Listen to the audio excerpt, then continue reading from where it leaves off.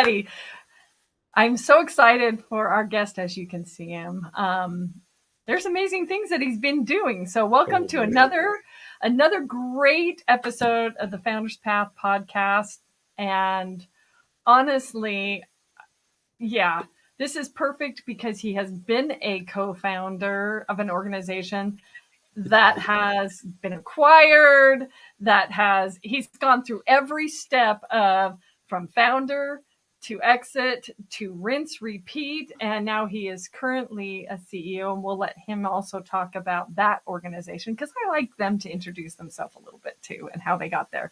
But anyways, welcome, Bob Cruz. Thank you, Valerie Cobb. I appreciate it. This is a privilege, and thank you for having me on.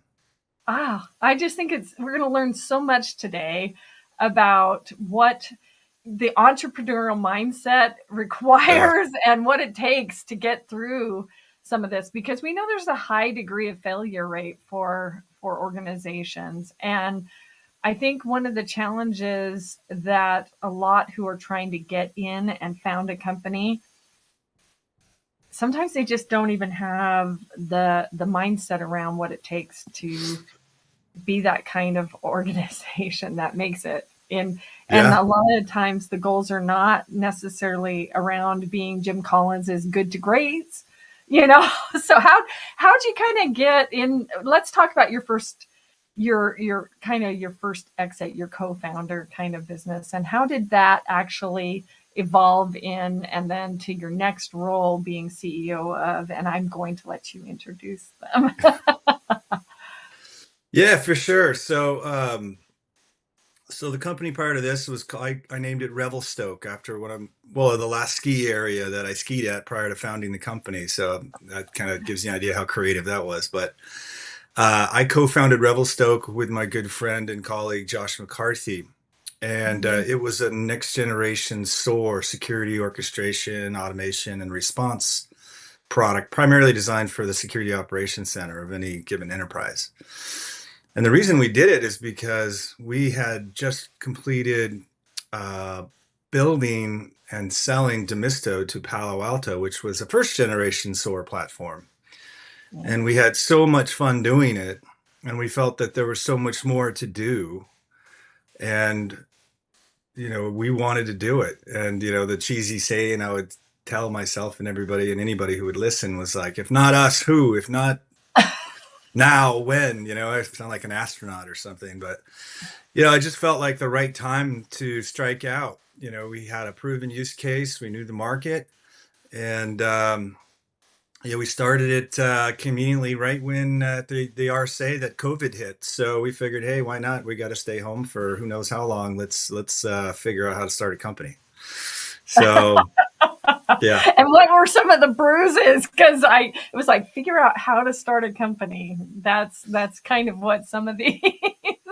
Yeah, it was literally a horrific looking PowerPoint. I think it was just blank pages with like light blue color. It was horrible. I'm sure I have it somewhere, but it's cringeworthy to look at. But from a kind of a below average PowerPoint to seed funding, we got it off the ground, and that was quite an experience. And we had no code, no software, just a concept. And the convenient part is that I don't code, so I pretty much had to sit around and wait until my co-founder and his compadres completed the platform, or at least got it to minimally viable MVP and minimally viable product stage.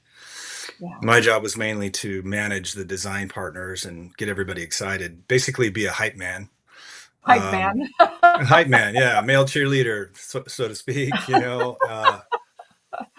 instill confidence in investors and confidence in our design partners. And that was my job, was really to be what I called the hood ornament of this company I called Revelstoke.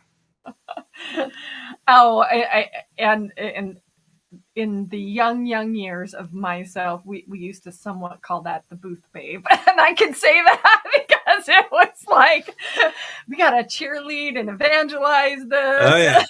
Oh, yeah.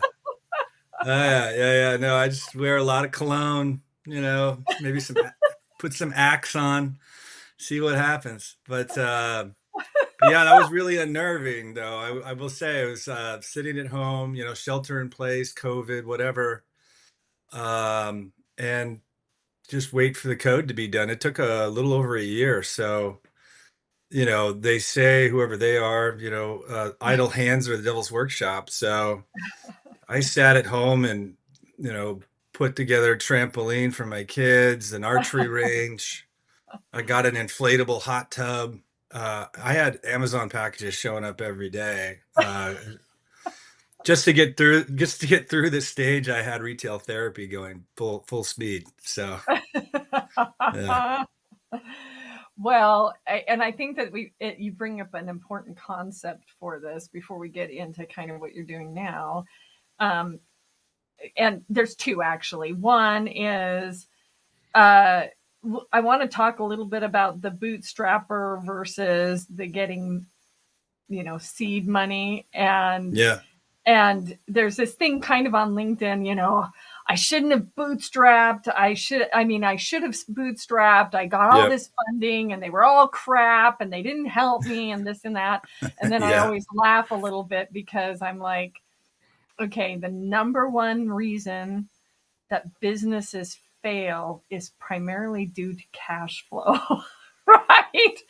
And when you bootstrap, that obviously means that you're the guy who has to give your sweat equity, give all your time, that kind of thing. And some organizations that's you can kind of do that if you're doing that. But I want to, let's dispel the myth between the bootstrap guide to the universe and the and getting funding. And because I have an organization that I am working with right now, and they had I there was no bones about what I told them that they had to have in place to grow to be an XYZ, and they committed to that, but then didn't commit to that, and they're on the path to destruction because of it. Um, So, what was your experience with seed and all of that? well, there really was no question, because it's a very personal thing. If you have a family, it's got to be a family decision, because everybody's in it. And so it's a very personal decision. If you're able to bootstrap, you have enough personal funds to do that, or friends and family, great. But, you are going to be, hand to mouth, hunter gatherer, that kind of thing, so Yeah. it's great on one side. You get to keep more equity. You don't have as many voices telling you what to do or how to do it. You can go it alone or go it very minimally. Um, but there was no question in my particular case, my personal situation. I had had some good exits and stuff prior to that, but with a pile of kids and a mortgage and things like that, the reality of bootstrapping was just you know aspirational. Really, we needed to take institutional money, and it wasn't just because of the inability to bootstrap. It was because I wanted the visibility and the introductions that the taking money from the right institutional investor can provide. Yes. So, I wanted to accelerate our growth path and not meander. So we decided to take seed money from institutional investors, and Mhm. that's a whole nother story. But there, Yeah. there's no right or wrong way to do it. It's really, like I said, personal and dependent on your personal situation and kind of what your appetite for risk is really. So Yeah. When we've looked at like sort of when I'm laying down the financial forecast for things like this, right? And I'm looking at the TAM SAM and I'm looking at the competitors and all of those things. Sometimes there's an accelerant to market that you've got to beat out. And one guy one time said, somebody wants to buy my company, but they're going to take 90% of blah, blah, blah. That's very common. And I said, well, how much is 10% worth to you? And he goes, well, 30 million. And I said, is that enough for you? I don't know what is enough for you, right? If it's a million or not a million and how you accelerate. So yeah, I agree with you. I don't think there's a right or wrong answer. It depends on the situation that you're in.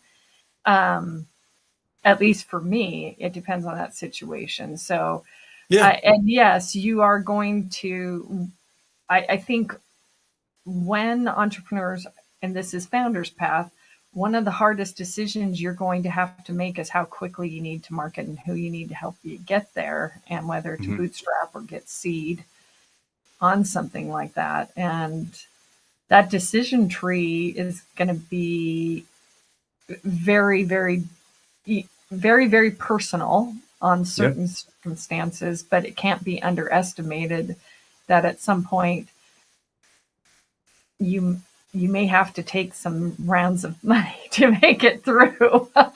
you know, Yeah, and it's not. It doesn't have to be a bad thing either, really, because yeah, if you take money from the right people or right institutions, they can accelerate your growth. For instance, rather than creating a product in a vacuum, you need design partners to give you feedback constantly. yeah, And in a lot of cases, it's time consuming and hard to get those design partners to pay attention to you, whereas the investors can help you find those design partners and make them pay attention to you. And that's invaluable. And so the relationships and the value they provide is really key. I took money from former uh, people, CISOs that were, have operated, networks and managed people and tested systems. So they're very operational investors. They're not just people with money. It's yeah, people that actually can add value. And I've never understood why early stage companies, unless they got it all figured out, which is, interesting to say, but why you would take money from somebody that didn't have product or go to market experience. Um, I've done some advanced educational work, but somebody with an MBA and no real world experience just isn't going to add a lot of value to me. yeah, So, yeah. so Yeah, so it is an interesting topic that and I actually haven't even brought that one up yet on this show. Is to take funding or not. I saw a LinkedIn post earlier where somebody was bagging on you know, taking money and should have bootstrapped. And I thought, that might be something that we should talk about with Bob today, because I sure. did notice your transitions and you've had various experience, and obviously getting acquired paid off, because I believe, like, you said Palo Alto, Arctic Wolf. Well, you haven't said that, but I'll bring that up. Arctic Yeah, Wolf, some of these others.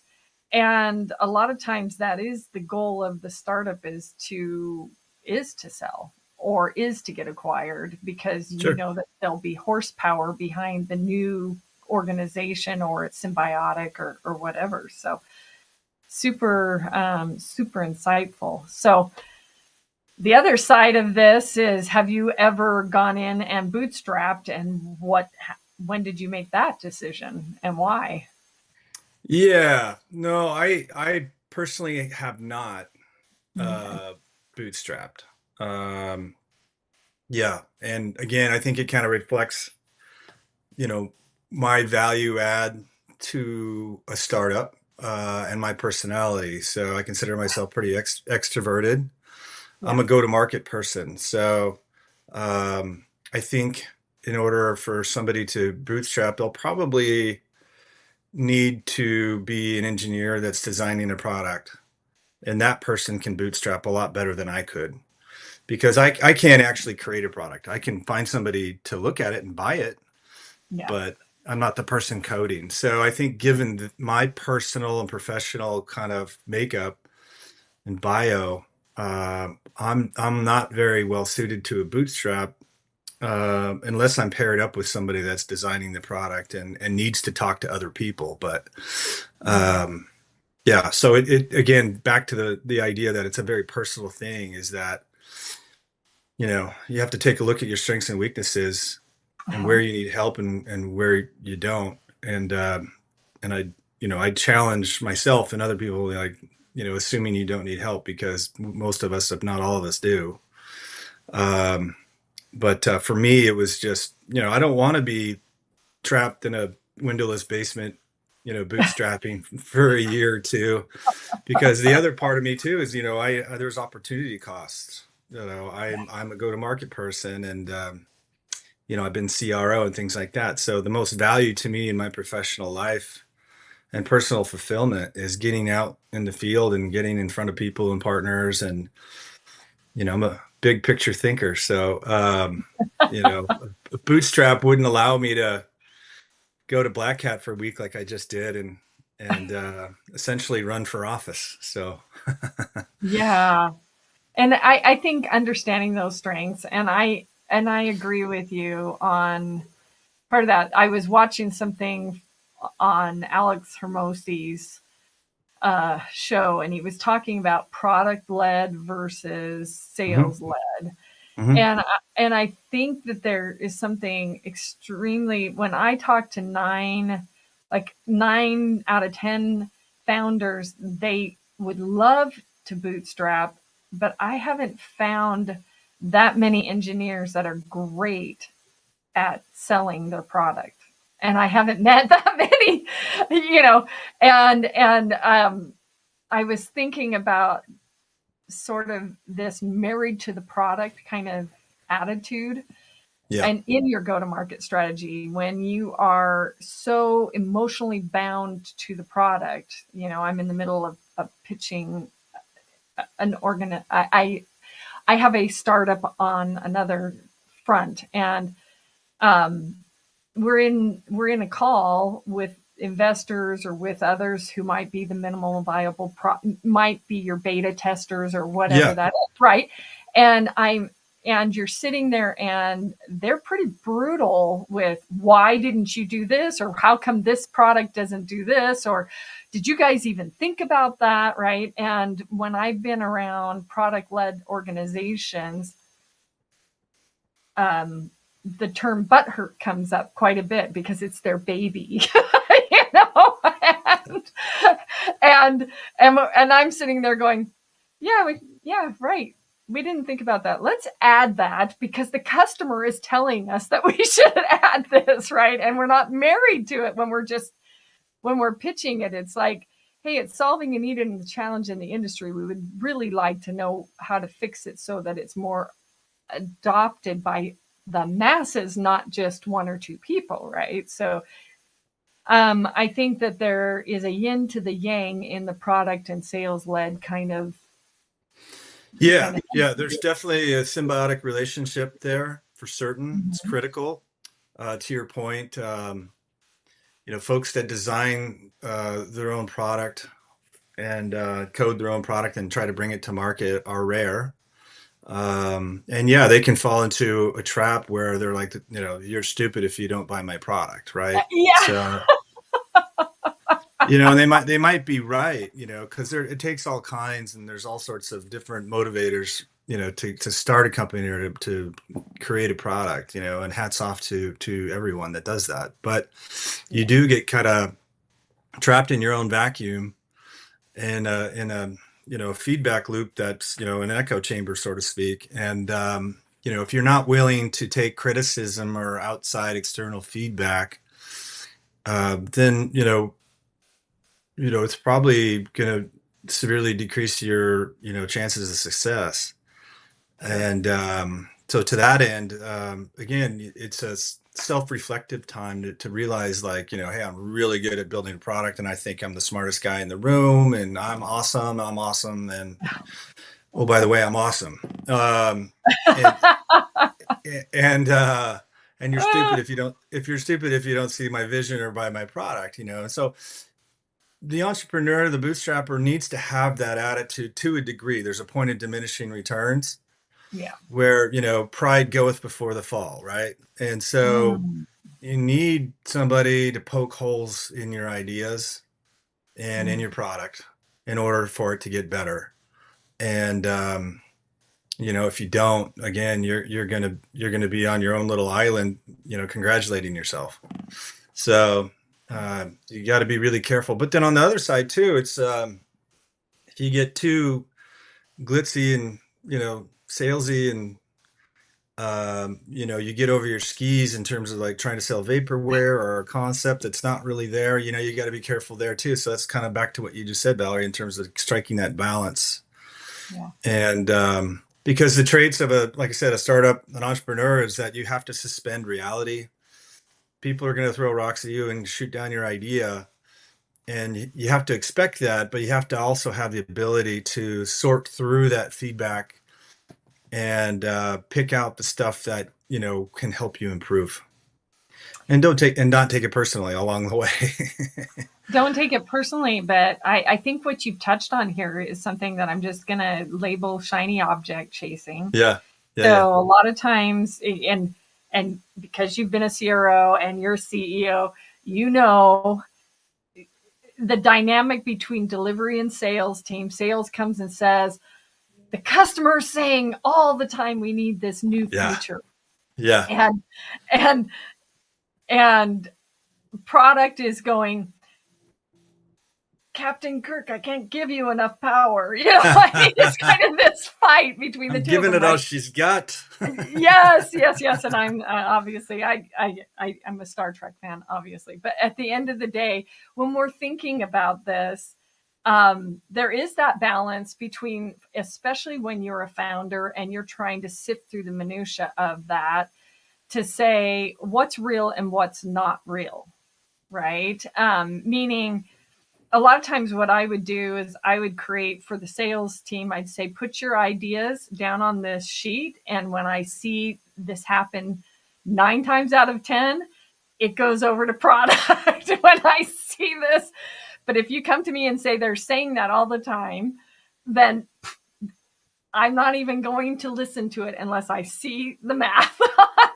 That's just one of the ways that I've been able to sift through because the immediate thing is to always go, well, let's be the champion to the customer. And then it's like, well, wait, let's take a step back here. Yeah. let's make sure we're not just chasing the shiny next product upgrade or whatever because of this. How have you been able to help with that? Yeah. So I mentioned, I'm not an engineer. Yeah. So, at least in theory, I'm susceptible to be misled or snowed by an engineer because, I don't code. I don't Mm-hmm. create product. So I know this about myself. Sure. And so I surround myself with people in terms of advisors and investors that are better at it than me and that Mm. know this kind of thing, right? So, and it's, kind of like the Reagan thing, trust but verify, right? Um, I love that. yeah, I love and trust my CTO, my head of engineering and product, but I'm going to test their ideas against my advisors and my trusted engineering confidants. And those include existing future customers, mentors, that kind of thing. And so, that to me is the most validating thing to do. Even if I was an engineer, I think you need to do that because again, you can get caught in that echo chamber, get caught in that, what you call groupthink. And Mm-hmm. next thing you know, you're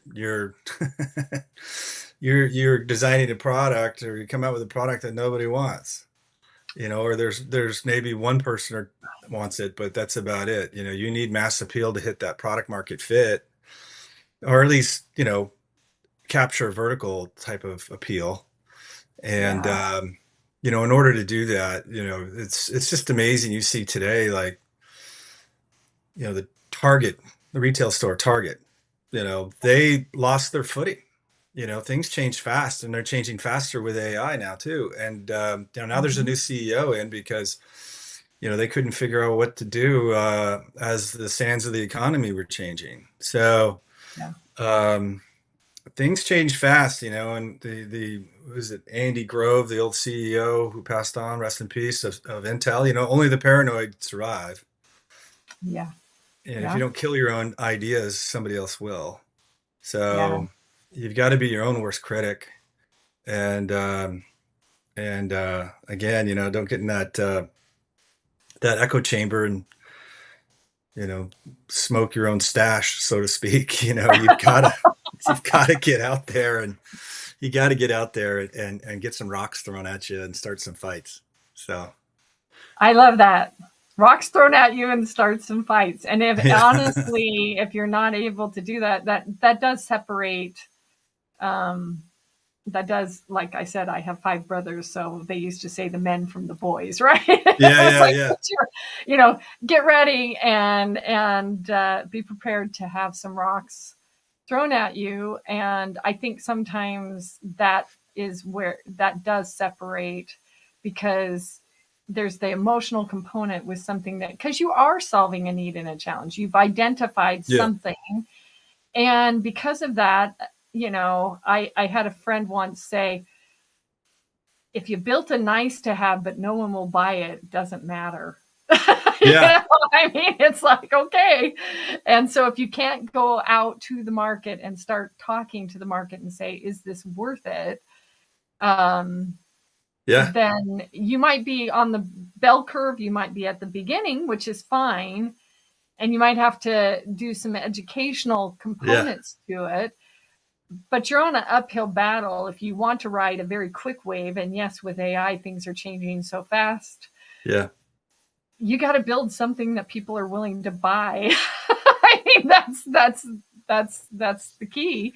Yeah, Uh, and I'm dating myself, but I've used when it product and engineering and product roadmaps, I've used the example of Betamax versus VHS, right? yes, you are dating yourself, but I am too, because I had a beta in college and a VHS in You gotta college. be kind and rewind, right? So there's another Yeah. story right there with Blockbuster and kind of their demise. But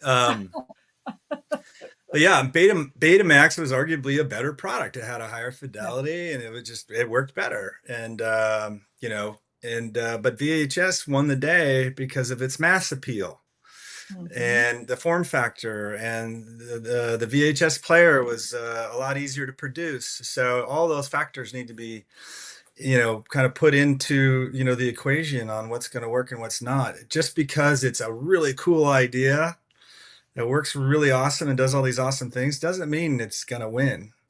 Yeah. You have to take into the human factors and the manufacturing factors. And just because you know Betamax was a better visual and audio experience doesn't mean it's going to win.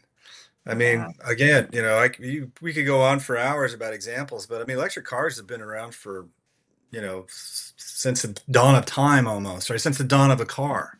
Sure.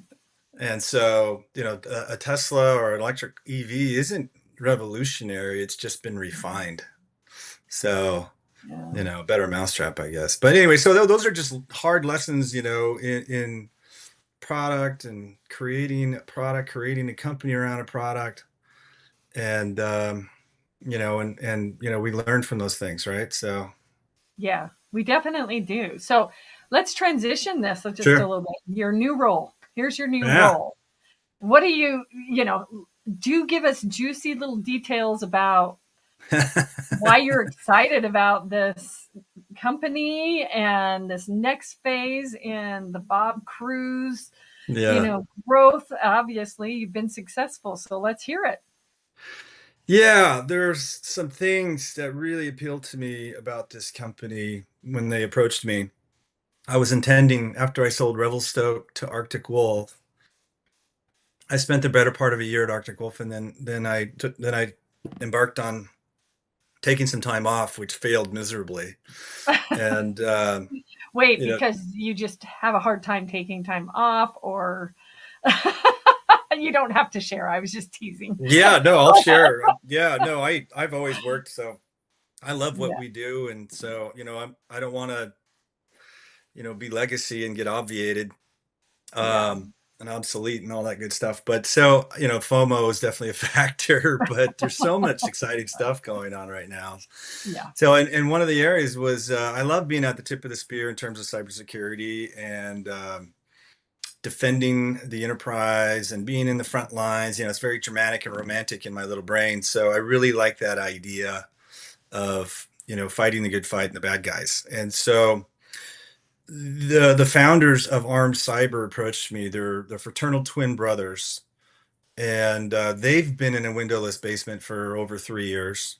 Oh my gosh. And so they do not have tans, and they need a hairbrush, and probably a probably a bottle of wine each. And I Oh, love these guys, but they're extremely smart, like PhD cybersecurity. One worked for the NSA for years.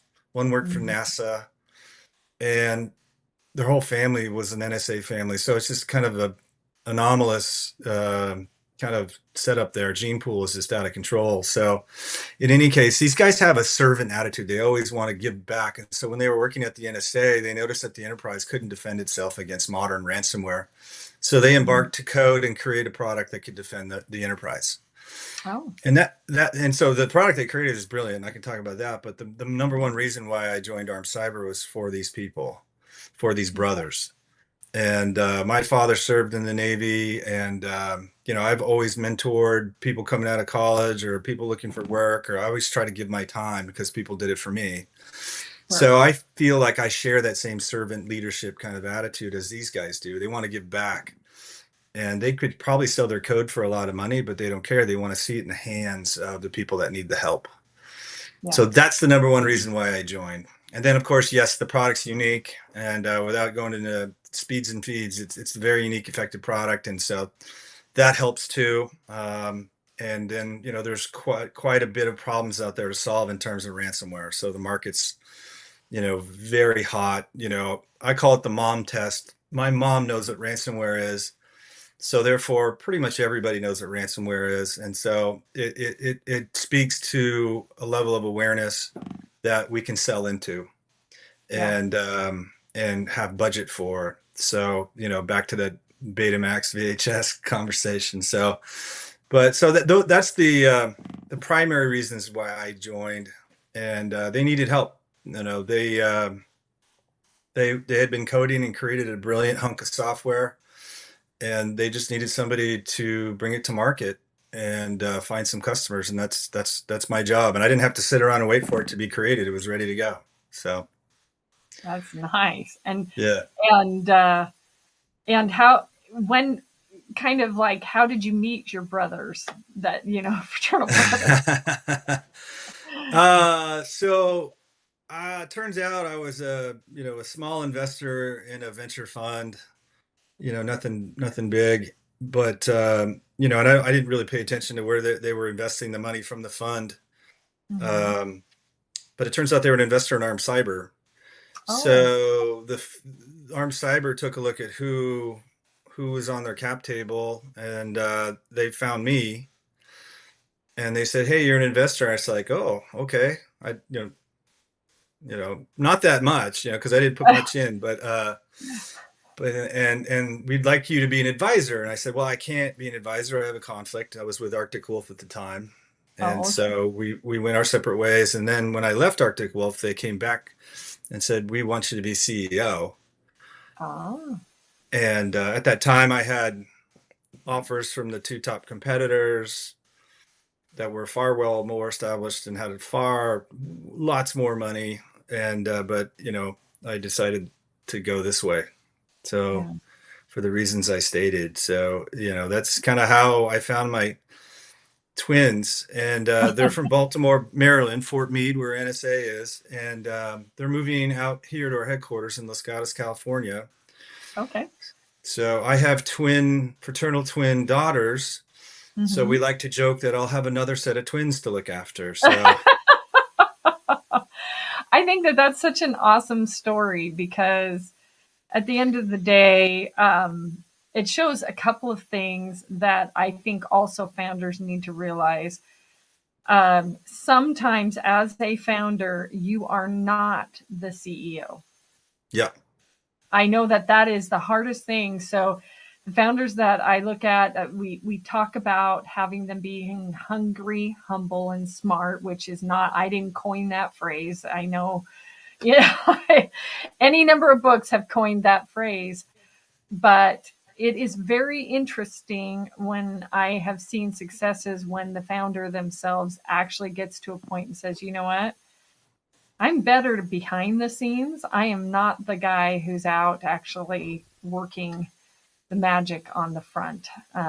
And it does speak to those founders, to say, yes, we're founders, but it doesn't mean that I've got to be in the almighty CEO role.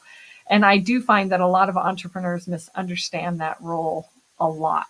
It's, I'm the founder, so I'm a CEO, and they don't have the roots or the bones to be able to deal with that. So kudos to them for sure, and also for their why. They're staying true to their why, because a lot of this code they could sell off and be done with the hassle. So I Yeah. I think that's a Yeah. cool story too. Yeah. So for you, you're an avid skier. You've got a household of kids and everything and energy that abounds. What give us a little bit of a parting? Where can they get a hold of you, and Yeah. give us some advice? What would you tell the listeners, entrepreneurs? What's one thing that you just kind of wish, if you looked back and said, "Gosh, what this is something I would have changed"? What would it be? Yeah. Can I swear a little bit?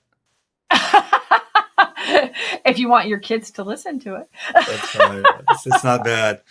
My main advice would just be kick your own ass before somebody else does. So you just got to be extremely self-reflective and honest with yourself about your strengths and your weaknesses, and make sure you surround yourself with people that can fill those blind spots and help you go along the way. And don't be afraid to take feedback, whether it be negative or positive, and act on it. There's one thing to get asked for feedback, and there's another thing to act on it. And the people that ask for feedback, yeah, I we don't we know what just happened. It's we, we okay. saw It's we saw a big letter V, which stands for victory. So, not. um, Keep going. but Sorry. Go ahead. yeah, no. It's you really gotta look within and be honest with yourself. And that kind of exercise uh, allows you to decide if bootstrapping or taking institutional money or money is a good idea. Because again, it's not just about taking money and getting diluted. Not if the money you take will increase your valuation. It's not just a zero-sum game. So you've got to be very mindful of that. But definitely be very self-critical and very open to feedback. And like I said, understand your weaknesses and frankly what you like to do. Uh, I do not like to pore over financial metrics. I like to understand them and where we sit on a daily basis.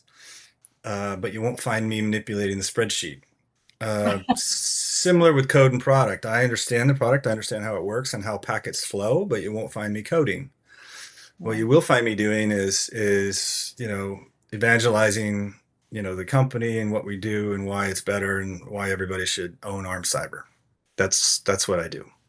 Yeah. So, so yeah, I'm available. I love helping honor the entrepreneur. It's not for the faint of heart, but it's extremely rewarding, and I would recommend everybody that's ever thought about doing it to do it. I'm just simply Bob at armcyber.com. You can find me on LinkedIn, or Bob Cruz, and that's Kruse. I often get mixed up with Tom Cruise. It's weird, I was but gonna say. it's been an absolute pleasure, Valerie. It's a wonderful conversation, and hopefully it provides some value and insight. Oh, it absolutely did. So, anyways, this has been another fabulous episode of Founders Path Podcast, and you can catch us at founderspathpodcast.com, YouTube, all the other channels. Drop Bob a note. Yes, he's very giving with his time, and I am very grateful that I have had the opportunity to meet with Bob. And again, thank you. Drop a DM and have a very blessed day. Been my pleasure. You too. Thank you, Valerie.